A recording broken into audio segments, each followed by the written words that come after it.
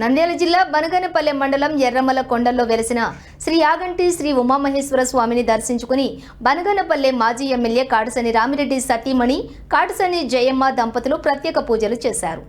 మాజీ ఎమ్మెల్యే కాటసని రామిరెడ్డి దంపతులకు ఆలయ పూజారులు పూర్ణకుంభంతో స్వాగతం పలికారు.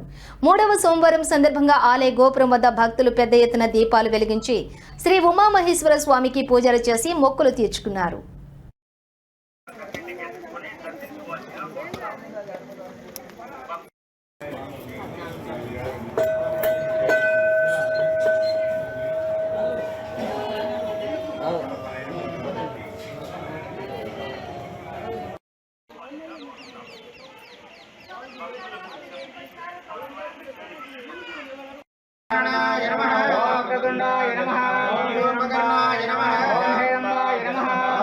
पूर्वजाय नमः सिद्धिप्रदाय